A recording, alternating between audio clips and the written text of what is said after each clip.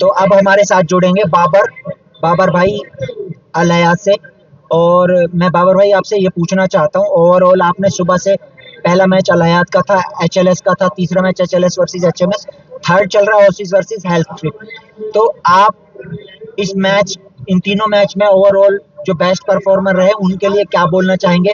और जो second match था एचएमएस वर्सेस एचएलएस, उस मैच से आपको क्या एक्सपेक्टेशन थी? मैं आपसे थोड़ा 2 मिनट के लिए गुफ्तगू चाहता हूँ। और जो हमारी कमेटी है उन्होंने कैसा अरेंजमेंट किया, इन सारी चीजों के लिए मैं आपसे रिव्यू ले रहा हूँ। आप भी एक जाने माने इंडस्ट्री के बंदे हैं, बाबर का भी इंडस्ट्री में नाम है। बरकत भाई, सबसे पहले तो मैं आपका शुक्रिया अदा करूंगा कि आपने हमें इस काबिल समझा और हमें मैच में जो है जोड़ा इस तरीके से। अच्छा, जो है मैं पिछले मैच की बात करूं सुबह की जो अल हयात के साथ हुआ है, तो मुझे क्या था कि सुबह से ये उम्मीद थी कि हमारा जो मैच होगा वो सब मुकाबले का मैच होगा और चीजें जो होंगी काफी रोमांचक देखने को मिलेगी। लेकिन मैच पे जब आने के बाद पता चला कि मैच एक तरफा था और अल हयात ने काफी ही रनों से जीत दर्ज की, जो कि हाँ, नोमान भाई ने अच्छा किया परफॉर्मेंस। बिल्कुल आपकी बात से मैं सहमत हूँ। तो बहरहाल जो है चीजें तो अच्छी देखने को मिली, बट मैं ये चाहता था कि मुकाबला हो, दोनों टीमें अच्छी खेले।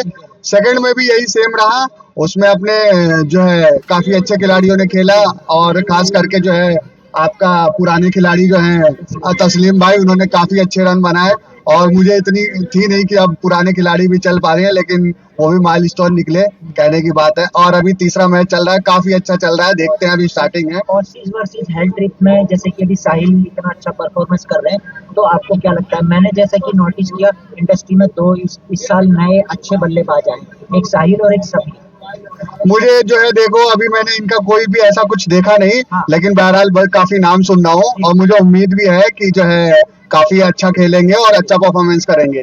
और मैं लास्ट में यही करूंगा, आपका थोड़ा सा टाइम लूंगा, हाँ। कि जो मैनेजमेंट है, मैनेजमेंट में मोइन भाई, जावेद भाई हाँ। काफी अच्छा कर रहे हैं और अरेंजमेंट भी अच्छा किए हैं। बहरहाल प्लस उसमें आपका भी बैक एंड से सपोर्ट है, मेरे को पता चला। ये खुफिया खबर है मगर ये सच है और होना भी चाहिए।